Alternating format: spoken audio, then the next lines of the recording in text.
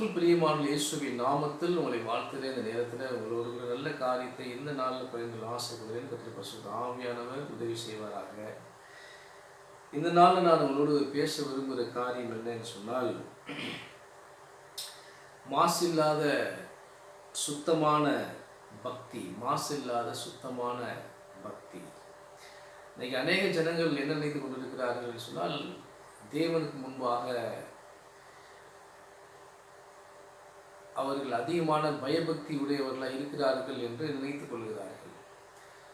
ஆனால் அப்படிப்பட்ட வாழ்க்கையை நாம் ரொம்ப உற்று நோக்கினோம் என்று சொன்னால், வேதம் சொல்லுகிற பக்தியான வாழ்க்கைக்கும் அவர்கள் தாங்களாக நினைத்துக் கொள்கிற தேவ பக்திக்கும் நிறைய வித்தியாசம் இருக்கும்.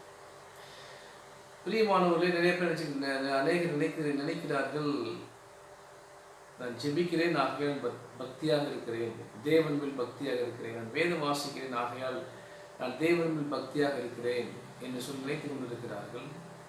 ஜெபம் முக்கியம், வேத வாசிப்பு முக்கியம், விசுவாசம் முக்கியம். எல்லாமே தேவ பக்திக்கு அடிப்படையான காரியங்கள்.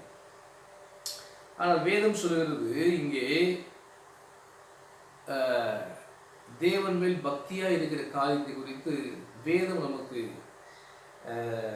இன்னொரு முக்கியமான காரியத்தை நமக்கு சொல்லிக் கொடுக்கிறது. அதைத்தான் நமக்கு வாசித்து காண்பிக்க போகிறேன்.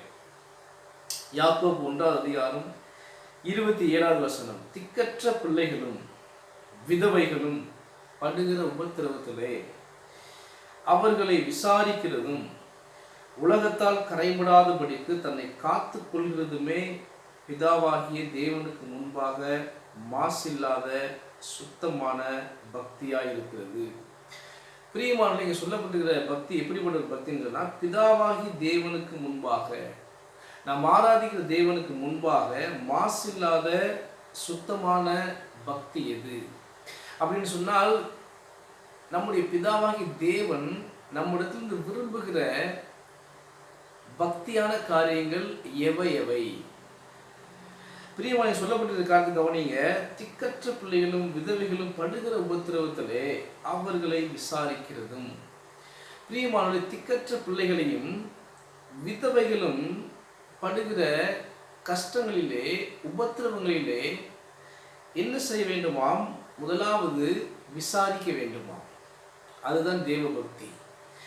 விசாரிப்பது என்று சொன்னால், ஏழை ஜனங்கள், கஷ்டப்படுகிறவர்கள், உபத்திரப்படுகிறவர்கள், விதவைகள், திக்கற்ற பிள்ளைகள், இவரெல்லாம் கஷ்டப்படும் பொழுது விசாரிப்பது என்று சொன்னால், சும்மா சாதாரண விசாரித்து விட்டு எப்படி இருக்கிறீங்க என்று சொல்லி விசாரித்து விட்டு அப்படியே அவர்கள் படுகிற கஷ்டங்களை நன்றாய் அறிந்து கொண்டு அப்படியே விலகி போவதல்ல. இந்த விசாரணை என்று சொல்வது, இது விசாரித்தல் என்று சொன்னால் அவர்களுடைய குறைவுகளில் உதவி செய்வது. பிரியமான இந்த காரியம் எப்படிப்பட்ட காரியமாக இருக்குதுன்னு சொன்னால், தேவனுக்கு முன்பதாக மாசில்லாத சுத்தமான பக்தியாக இருக்கிறது. தேவனுக்கு முன்பாக மாசில்லாத சுத்தமான பக்தியாக இருக்கிறது. இந்த வசனத்தில் வேதத்தை நீங்கள் வாசித்து பார்த்தால், ஏழைகளுக்கு, கஷ்டப்படுகிறவர்களுக்கு உதவி செய்வதை குறித்து நம்முடைய வேத வசனம் அடிக்கடி அடிக்கடி அடிக்கடி போதிக்கிறது. ஆண்டவர் சொல்லியிருக்கிறார், பழைய ஏற்பாட்டு புஸ்தகத்தில் சொல்லியிருக்கிறார் ஆண்டவர், ஏழைகள் உன் தேசத்தில் இல்லாமல் இருப்பதில்லை அப்படின்னா, ஏழைகள் கண்டிப்பாக உன் தேசத்தில் இருப்பார்கள், அவர்களுக்கு உதவி செய்ய வேண்டும் என்று தேவன் சொல்லியிருக்கிறார். வசனம் சொல்லுகிறது, சிறுமைப்பட்டவன் மேல் சிந்தை உள்ளவன் பாக்கியவான். சிறுமைப்பட்டு சொன்னால் ஆங்கிலத்தில் சொல்லப்பட்டிருக்கிறது புவர் என்று சொல்லப்பட்டிருக்கிறது. ஏழ்மையான ஜனங்கள், அப்படிப்பட்டவர்கள் மேல் சிந்தை உள்ளவன், யோசனை உள்ளவன். எப்படிப்பட்டவன் நாம்? வசனம் சொல்லுகிறது பாக்கியவான். பிரியமானவர்களே, ஆண்டவராகிய இயேசு கிறிஸ்து இந்த பூமியில சீஷர்களோடு இருக்கும்போது ஏழைகளுக்கு உதவி செய்வதற்கென்றே ஒரு ஒரு டிபார்ட்மெண்ட் இருந்தது. அது யூதாஸ் ஆண்டவர் சொல்லும் பொழுது, நீ செய்கிறது சீக்கிரமா செய் அப்படின்னு சொல்லும் பொழுது, ஆண்டவர் வேறு எண்ணத்தில் சொல்லுகிறார். ஆனால் சீஷர்கள் அதை வேறு விதமாக புரிந்து கொள்கிறார்கள். யூதாஸை போய் நீ சீக்கிரம் செய்வதை சீக்கிரமாக செய் என்று சொன்னதுனால, ஏதாவது ஏழைகளுக்கு உதவி செய்வதற்காக அவரிடம் சொல்லுவாரோ என்று நினைத்திருந்தார்கள். ஏன்னா அவன் பணப்பையை வைத்திருந்தவனாக இருந்தான். அப்ப அது எதை காண்பிக்கிறது என்று சொன்னால், பிரியமானவர்களே, இயேசு தன்னை கவனித்தார், சீஷர்களை கவனித்தார், ஏழை ஜனங்களை கவனிப்பதற்கு ஒரு ஒரு துறை, டிபார்ட்மெண்ட் அவர்கிட்ட இருந்துச்சு. பிரியமான இன்னைக்கு அநேக இந்த இந்த துறை, இந்த டிபார்ட்மெண்ட் அனைவருடைய வாழ்க்கையில் இல்லை. இந்த டிபார்ட்மெண்ட் அனைவருடைய வாழ்க்கையில் இல்லை. தங்களை கவனிக்கிறார்கள், தங்களுடைய குடும்பத்தை கவனிக்கிறார்கள். ஆனால் வேத வசனத்தின்படி ஏழைகளுக்கு இறங்குகிறார்களா என்று சொன்னால், ஏழைகளுக்கு இறங்குகிற கிறிஸ்தவர்கள் இன்னைக்கு அநேகர் இல்லை. அது தேவனுக்கு முன்பாக மாசில்லாத சுத்தமான பக்தியா இருக்கிறது என்பதை இன்னைக்கு அநேகர் சரியை புரிந்து கொள்ளாமல் இருக்கிறார்கள். இந்த கொரோனா காலகட்டங்களில் எல்லாம் இன்னைக்கு பார்த்தீங்கன்னு சொன்னீங்கன்னா, அநேகர் கஷ்டப்படுகிற ஆட்கள் இருக்கிறார்கள், கஷ்டப்படுகிற விசுவாசிகள் இருக்கிறார்கள், கஷ்டப்படுகிற ஊழியக்காரர்கள் இருக்கிறார்கள். இந்த காலகட்டங்களெல்லாம் நிச்சயமாக என்ன செய்ய வேண்டும்?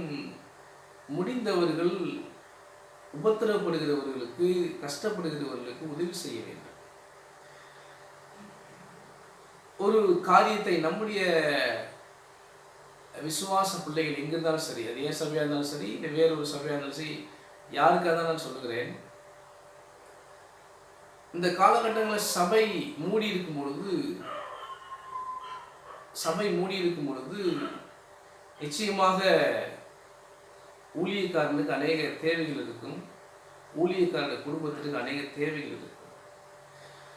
ஆண்டவர் சொல்லியிருக்கிறார், இங்கே ஏழைகள் உபத்திரப்படும் பொழுதே, திக்கற்றவர்கள் உபத்திரப்படும் பொழுதே, விதவைகள் உபத்திரப்படும் பொழுதே நீங்கள் அவர்களை விசாரிக்க வேண்டும் என்று சொன்னால், அதைவிட மேன்மையானது கர்த்தருடைய ஊழியம்.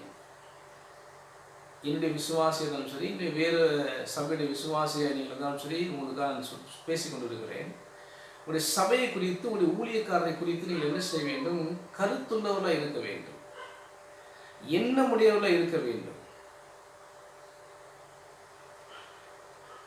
அவர்களை விசாரிக்க வேண்டும். இந்த கொரோனா சமயத்தில் எவ்வளவு பேர் உங்களுடைய ஊழியக்காரர்களை நீங்கள் விசாரித்தீர்கள்? விசாரிப்பதில் சும்மா ஃபோன் பண்ணி, என்ன பாஸ்டர் எப்படி இருக்கிறீங்க, நல்லா இருக்கீங்களா, ஓகே பாஸ்டர் இருக்குங்க, அப்படி அதல்ல. இங்கே சொல்லப்பட்ட விசாரிப்பு என்பது, அவருடைய உபத்திரவத்திலே விசாரியுங்கள் என்று சொன்னால், அவருடைய உபத்திரவத்தை விசாரியுங்கள் என்று சொன்னால், ஊழியக்காரர்களுக்கு இறங்குவது, சபைக்கு உதவி செய்வது, ஊழியக்காரர்களின் தேவைகளை விசாரிப்பது, அவர்களுக்கு உதவி செய்வது. இதைத்தான் பிரியமானவர்கள் இந்த சபையை புரிந்து கொள்ள வேண்டும். இது எப்படிப்பட்டதாம் சொல்லப்பட்டிருக்கிறது. இதுதான் மாசில்லாத சுத்தமான தேவ பக்தியா இருக்கிறது. இதுதான் மாசில்லாத சுத்தமான தேவ பக்தி. எது? திக்கற்ற பிள்ளைகளும் விதவைகளும் பல உபத்திரவத்திலே அவர்களை விசாரிக்கிறது. நிச்சயமாக ஏழைகளுக்கு உதவுகிற காரியத்தை மனதில் வைத்துக் கொள்ள வேண்டும். இரண்டாவது சொல்லப்படுகிற காரணத்தை பாருங்க, உலகத்தால் கரைபடாதபடிக்கு தன்னை காத்துக் கொள்கிறதுமே சுத்தமான, மாசில்லாத சுத்தமான தேவ பக்தியாக இருக்கிறது. இன்னைக்கு அநேகர் நான் பக்தியாக இருக்கிறேன், நான் பக்தியிலோனா இருக்கிறேன் என்று சொல்லுகிறார்கள். ஆனால் வசனம் சொல்லுகிறது இரண்டாவது காரியம் என்னன்னு சொன்னா, உலகத்தால் கரைபட்டால் நீ தேவ பக்தி இல்லாதவன். பாவங்களால் உங்களை கரைபிடித்துக் கொண்டால் அந்த மனுஷன் தேவ பக்தி இல்லாதவன் என்று ஆண்டவர் சொல்லியிருக்கிறார். பிரியமானவரே, இதைத்தான் விசுவாசியை நீங்கள் சரியாய் புரிந்து கொள்ள வேண்டும். அப்ப ரெண்டு காரியம், தேவனுக்கு முன்பாக மாசில்லாத சுத்தமான தேவ பக்தி உள்ளவர்களாய் நீங்கள் இருக்க வேண்டும் என்று சொன்னால், ரெண்டு காரியத்தை மனதில் வைத்துக் கொள்ளுங்கள். நீங்கள் கஷ்டப்படுகிறவர்களை விசாரிக்கிறவர்களாய் இருக்க வேண்டும். இரண்டாவது, உலகத்தால் நீங்கள் கரைபடாதவர்களாக இருக்க வேண்டும். இந்த ரெண்டு காரியத்தையும் நீங்க செய்யாம நீங்களே உங்களுக்கு சுயநலமாய் வாழ்ந்து கொண்டிருந்தால், உங்களுடைய சொந்த காரியங்களையே நீங்கள் பேணி பேணி வளர்த்து கொண்டிருந்தால், நீங்கள் ஆராதிக்கிற தேவனுக்கு முன்பதாக அது மாசில்லாத சுத்தமான தேவ பக்தி இல்லை என்பதை சரியாய் புரிந்து கொள்ளுங்கள். இரண்டாவது காரணம் கவனமானீங்க. உலகத்தால் கரைபடாத வாழ்க்கை, உலகத்தால் கரைபடாத வாழ்க்கை அப்படின்னா எல்லா பாவங்களுக்கும் விலகி இருக்க வேண்டும். இது தேவனுக்கு முன்பதாக பக்தியாய் இருக்கிறது. அப்ப கஷ்டப்படுகிறவர்களை நினைங்க, கஷ்டப்படுகிற உங்களுடைய ஊழியத்தை நினைங்க, உங்களுடைய ஊழியக்காரர்களை நினைங்க, உங்களை நீங்க இந்த உலகத்தின் பாவங்களுக்கு விலகி பாதுகாத்துக் கொள்ளுங்க. அதுவே ஆண்டவர் விரும்புகிற மாசில்லாத சுத்தமான தேவபக்தி. நீங்க அன்னையுடைய தேவபக்தி மாசடைந்த காரியமாக இருக்கிறது. சுத்தமில்லாத பக்தியை சுத்தமான பக்தியை பேசிக்கொண்டு இருக்கிறார்கள். சரியாய் இந்த வேத வசனத்திலிருந்து சரியாய் புரிந்து கொள்ளுங்கள். இந்த வசனத்தை நீங்க என்ன செய்ய, வாசிங்க, அதை தியானிங்க. யாக்கோப்பு 1வது அதிகாரம் 27வது வசனம். நிச்சயமாக இந்த காரியங்கள் உங்களுக்கு பிரயோஜனமாக இருக்கும் என்று கர்த்தர் விசுவாசிக்கிறேன். கர்த்தர் ஆசீர்வதிப்பாராக. ஆமென்.